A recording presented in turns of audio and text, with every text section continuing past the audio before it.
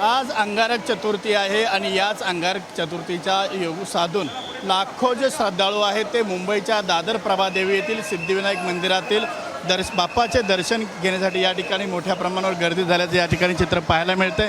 मी सध्या सिद्धिविनायक मंदिर परिसरामध्ये उभा आहे। आपण जर पाहिलं तर या ठिकाणी आज मंगळवारचा जो अंगारक चतुर्थीचा योग आहे, याच मुहूर्तावरती मुंबईसह महाराष्ट्राच्या कानाकोपऱ्यातून लाखो श्रद्धाळू जे आहेत ते लाडक्या गणरायाचं बाप्पाचं दर्शन घेण्यासाठी मंदिरामध्ये या ठिकाणी दाखल झालेले आहेत। मंदिर प्रशासनाकडून देखील मोठी व्यवस्था करण्यात येईल।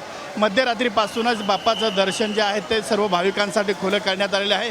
पहाटे 1 वाजताची काकड आरती झाल्यानंतर जे आहे ते मंदिर भाविकांसाठी दर्शनासाठी खुलं करण्यात। आपण जर पाहिलं शेकडो स्वयंसेवकांकडून देखील या ठिकाणी गर्दीवर नियंत्रण मिळवण्याचं काम या ठिकाणी आपण जर पाहिलं तर या ठिकाणी सुरू असल्याचं चित्र या ठिकाणी पाहायला मिळत आहे।